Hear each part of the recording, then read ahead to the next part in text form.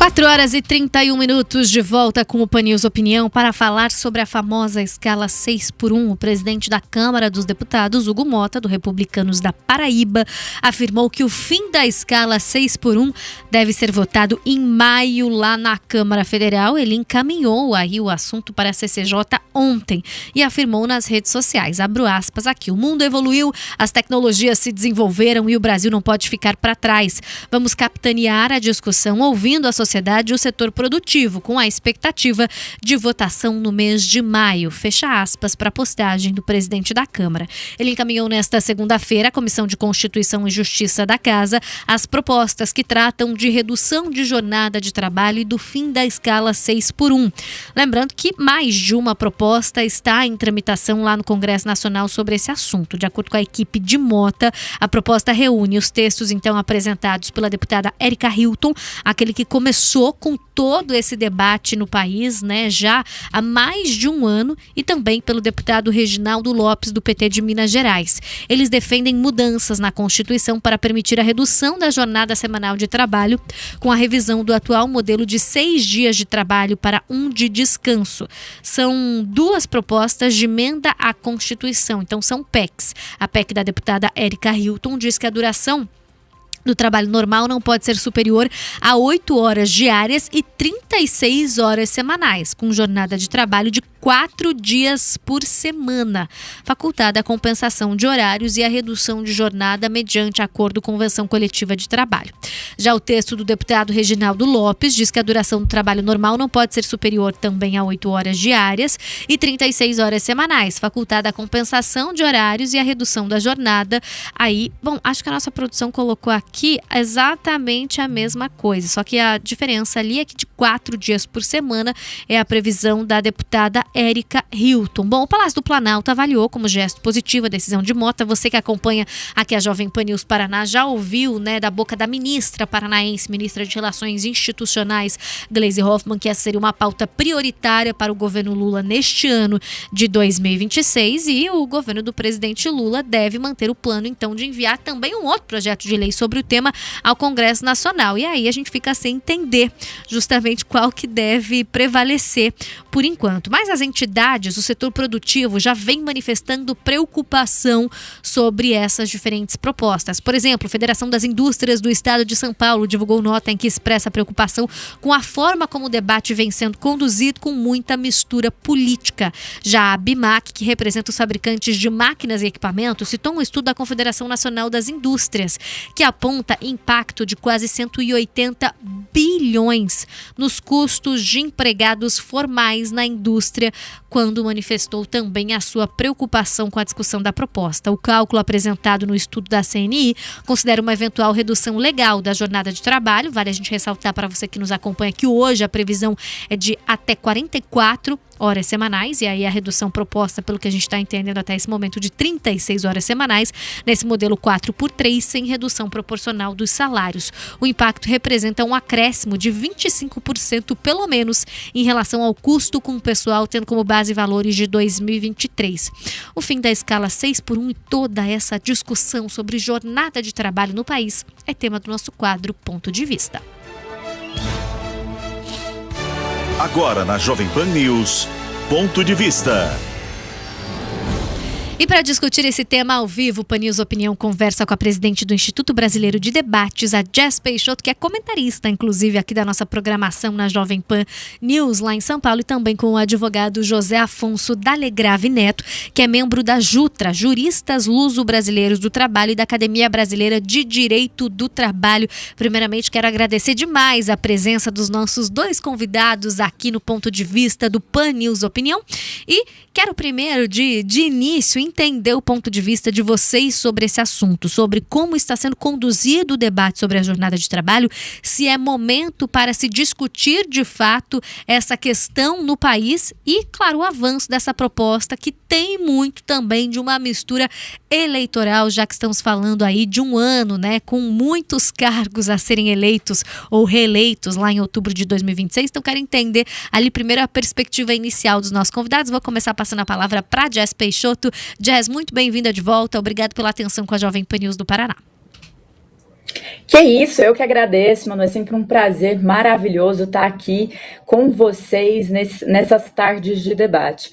Então, essa situação da modificação da escala 6 por 1, ali das 44 horas para uma nova configuração de até 36 horas, seja na proposta do Reginaldo Lopes, do PT, ou da Érica Hilton, do PSOL, ou até mesmo na futura proposta do governo federal, ela, para mim, soa como uma medida eleitoreira. E por que isso?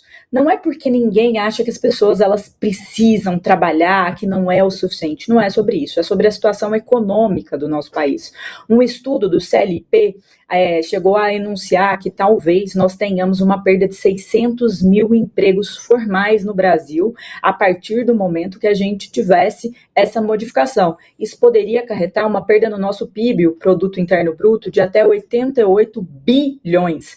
Então, quando eles comparam, eles falam, países que praticam, que fazem nessa configuração. A maioria desses países que eles estão falando são países já com muito desenvolvimento econômico, com um estado de bem-estar social muito forte na Europa, principalmente. Então, eles não olham bem para a realidade brasileira e para as preocupações do setor que produz. Então, hoje nós tivemos uma manifestação expressa em nota da Fiesp sobre a situação que pode levar a um impacto severo na empregabilidade, a um impacto severo nas pequenas e médias empresas e a um impacto severo na nossa economia. Então, essa proposta, ela vive num mundo de faz de conta que não olha para o trabalhador brasileiro, que não olha para as modificações tecnológicas que estão acontecendo com a inteligência artificial e que muito menos considera um fato no Brasil, que é a pejotização, que deixaria isso diferenciado para aquele grupo que está em PJ. A informalidade, assim, eu acho que no final do dia, quando a gente olha para essa possibilidade, nós estamos ignorando a nossa realidade, o que a gente precisa endereçar, melhorar para crescer enquanto economia. Vou passar a palavra para o doutor José Afonso Dalagrave Neto, que também está com a gente. Muito boa tarde, bem-vindo à Jovem Pan News do Paraná. Quero entender o seu ponto de vista aí sobre essa discussão que vem tomando conta lá do Congresso Nacional, se isso deveria estar acontecendo nesse momento, já aproveitar, claro, se você concorda ali com os pontos levantados pela Jess. Eu acho que vocês já escolheram de propósito duas pessoas com posições antagônicas, que é para o debate ficar acalorado, né? Eu gosto muito das posições da Jess, mas nesse ponto eu vou divergir. Vejam que sempre quando se fala em avanço de benefícios trabalhistas, sempre vem esse mimimi e essa choradeira de alguns setores produtivos. Eu me lembro, e aqui a história registra, da questão da abolição da escravatura em 1888. Os fazendeiros ficaram irritados com isso. Nossa, que absurdo abolir a escravatura. Tanto que depois se uniram com os militares e deram o golpe no ano seguinte, que foi a proclamação da República. Eu me lembro da CLT de 1943, quando Getúlio Vargas trouxe as primeiras leis trabalhistas, a exemplo do que já existia na Europa, e foi uma choradeira do setor produtivo que ninguém iria conseguir absorver. A Constituição, em 1988, reduziu a carga horária, era de 48 horas semanais, reduziu para 44 horas, mantendo o mesmo salário, mesma discussão de hoje, e também houve esse mimimi dizendo, as folhas de pagamento vão importar em custo e o setor produtivo não vai poder absorver isso. Finalmente, em 2015, a Lei Complementar das Empregadas Domésticas, que criou limite de jornada, direito adicional noturno, também houve uma reclamação de que as empregadoras domésticas não iriam absorver. A verdade é que absorve sim, o Estado é para todos. Na verdade, nós temos que pensar não só numa classe, num segmento. A tecnologia está aí para beneficiar o empregador. Você veja, por exemplo, o banco. Antigamente, quantos bancários tinham numa agência? Hoje é tudo internet bank. Então, os banqueiros, o setor empresarial se beneficia, volta e meia, desses avanços tecnológicos, substituindo por robô, por secretárias gravadas. Então, quando a tecnologia vem para favorecer o capitalista, favorecer o empregador, daí é bem-vindo. Agora, quando vem uma medida que é tendencionalmente universal, internacional, já vem vários modelos na França, na Espanha, na Irlanda, querendo reduzir a jornada justamente para que haja mais emprego, na medida em que as vagas de emprego estão cada vez mais escassas, na medida em que com essa redução nós vamos aquecer a indústria do entretenimento, nós vamos diminuir a fadiga do trabalhador, acidentes de trabalho, aí começa a choradeira. Então, me parece que essa lei é bem-vinda e sou favorável, sim, à redução da jornada. Talvez não dessa forma abrupta, de 44 para 36. Talvez, num primeiro momento, reduzir de 44 para 40 horas semanais já seria um grande avanço.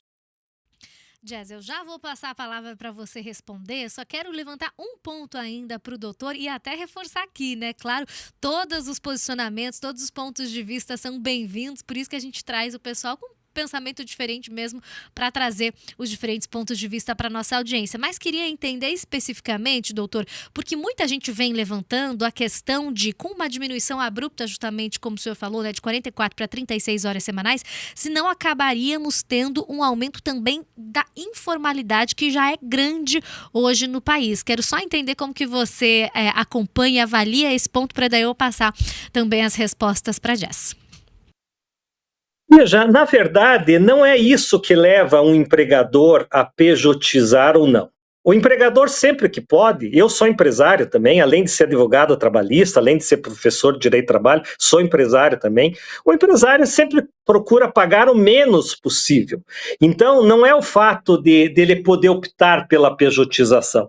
Você só pode pejotizar, ou seja, converter empregados em pessoas jurídicas, se a relação de trabalho for autônoma, se ele não tiver cartão ponto, se ele não for subordinado, ou seja, se ele tiver autonomia para fazer o seu próprio horário, se ele tiver autonomia para rejeitar clientes, aí você pode pejotizar e nenhum direito trabalhista incide. A CLT daí não incide.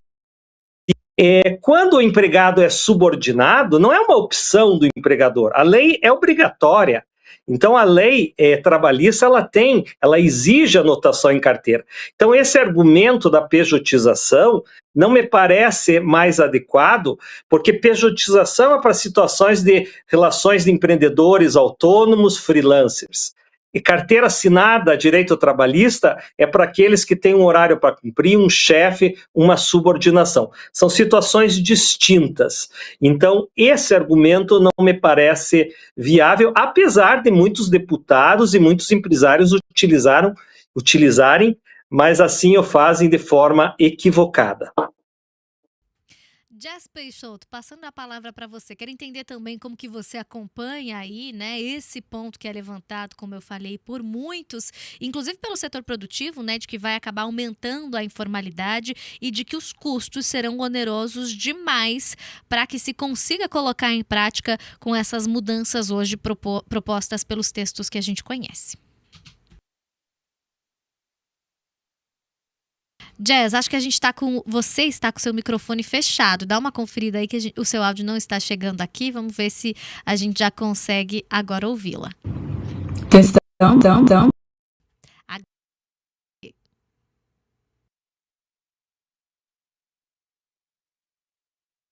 Peraí, tinha funcionado, mas a tecnologia está nos pregando peças aqui. Tinha funcionado seu áudio, mas acaba de cair de volta. Peraí que a nossa operação vai checar contigo o que está acontecendo ali com a questão específica ali do áudio da Jazz. Enquanto isso, vou repassar então mais um questionamento também para o doutor José Afonso Daligrave, para a gente entender o seu posicionamento. Doutor, seguinte, o que muito se fala também é que as grandes empresas, né, você falou ali do setor produtivo, os trabalhadores que têm a carteira assinada e têm todos esses direitos garantidos, e tem muita gente, a gente trouxe os levantamentos, Federação das Indústrias, por exemplo, por mais que se posicionam de maneira contrária, a gente sabe que tem também possibilidades ali de arcar com um pouco mais de custo quando a gente está falando de grandes empresas, grandes indústrias, mas há uma preocupação justamente com o pequeno pequeno empreendedor. E aí a gente está falando de quase 80% das empresas aqui do nosso país que empregam até 10 funcionários. E há um receio de que essas empresas não consigam funcionar ali da mesma forma, em todos os dias da semana como precisam, se tiverem que se readequar a essas novas regras. Quero entender como o senhor avalia aí também esse outro ponto de vista. Veja, seja o pequeno ou grande empresário, primeiro que o impacto não é muito grande se nós reduzirmos para 40 horas, né? Realmente a proposta da Erika Hilton é diminuir para 36 horas, de 44 para 36, aí realmente o impacto é mais robusto. Mas tudo indica que na hora dos bastidores, a negociação, vai passar uma proposta intermediária aí, reduzindo para 40 horas na escala 5-2.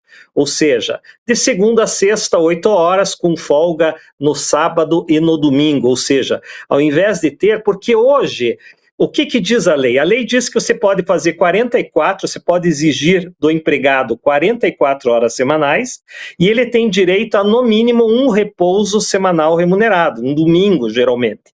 A proposta é que reduza-se para 36, com 3 repousos semanais remunerados.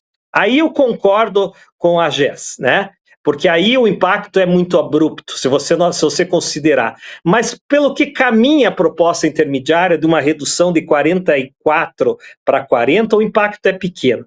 E tem estudos dizendo que a partir do momento que o empregado tem uma folga a mais, essa humanização das relações de trabalho, isso traz mais foco, mais performance, mais produtividade, reduz-se o número de acidentes de trabalho, reduz o número de doenças ocupacionais do tipo burnout, tem menos rotatividade de empregados. Essa geração Z, essa geração nova, ela tem uma outra cultura. Ela não tem aquela cultura que nem a minha, de vamos lá, vamos trabalhar, vamos fazer uma carreira. É uma geração também mimimi, que não gosta muito de pegar no pesado. O empresário hoje tem uma dificuldade muito grande de contratar empregados.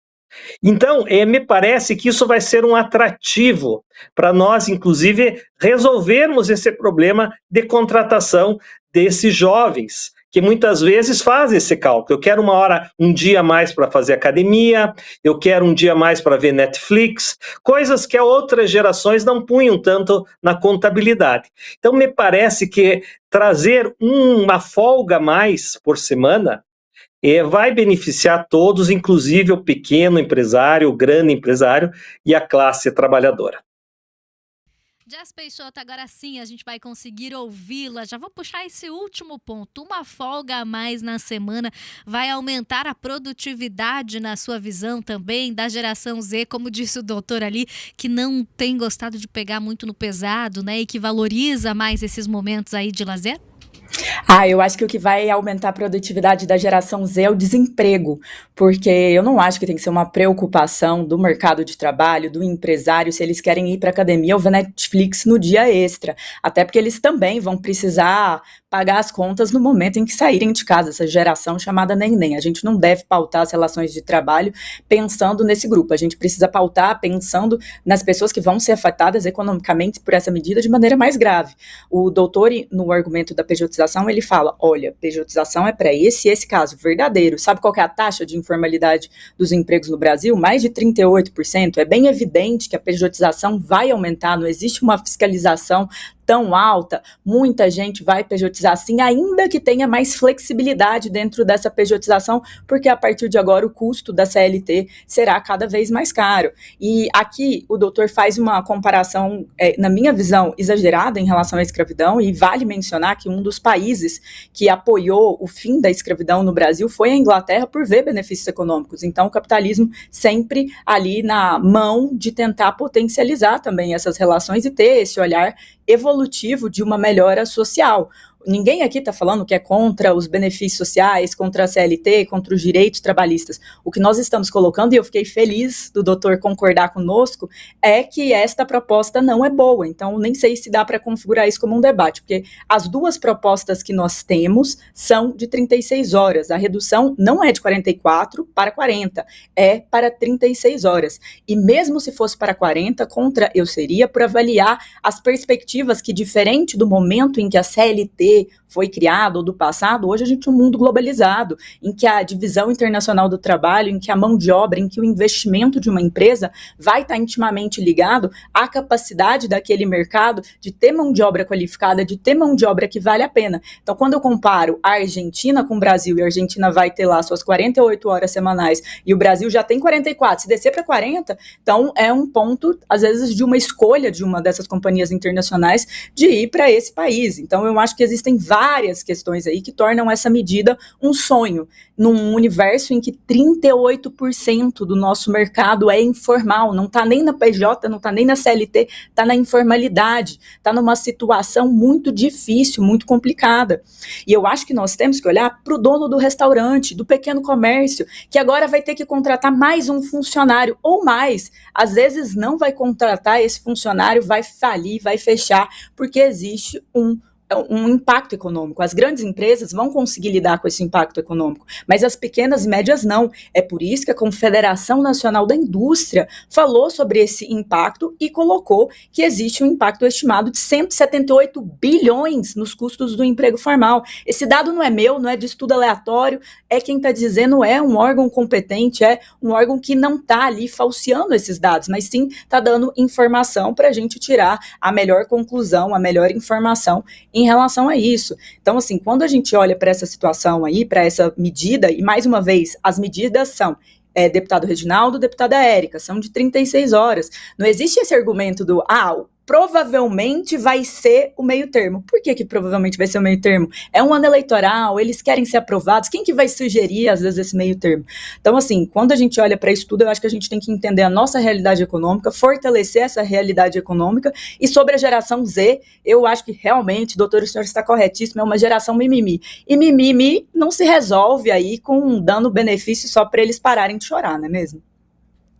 4 horas e 52 minutos, a gente já está se encaminhando para o final, porque temos pouco tempo aqui para entregar na nossa programação, mas quero dar ali um tempo para as considerações finais também dos nossos convidados. Vou começar com o doutor agora, para ele até poder responder ali os pontos trazidos pela Jess, o doutor José Afonso da Alegrave, mas quero trazer mais um ponto ali na discussão, se os nossos convidados quiserem falar sobre isso também, que em meio a essa discussão de redução de jornada de trabalho acontecendo na Câmara Federal, já foi protocolado no começo desse ano também, lá no Senado Federal, um projeto de olho nesse rombo, desse levantamento aí que a Jess comentou, né, que foi o levantamento feito pela CNI, que prevê ali 178 bilhões de reais com essa redução da jornada de trabalho, que prevê desoneração completa ali, uma desoneração generalizada em folhas de pagamento, uma discussão que a gente viu muito acontecer no Congresso Nacional nos últimos anos, inclusive foi e voltou, né, tinha aquela disputa ali com o Executivo e parece que vai ser retomada também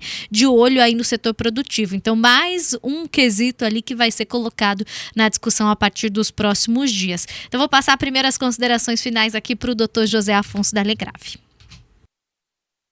Então, eu acho assim que a visão da AGES é restritiva. Por quê? Ela está olhando só um vetor, o mercado, a demanda.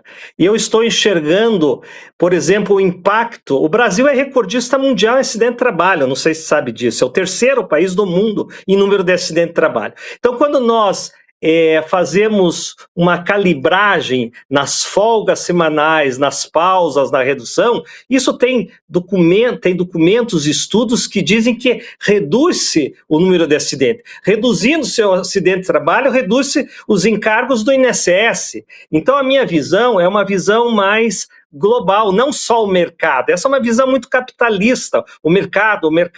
O mercado são os investidores que querem a curto prazo resolver tudo. Por que a China está crescendo tanto? Porque ela não tem essa visão de curto prazo, imediatista, do consenso do Washington, aquela receita neoliberal.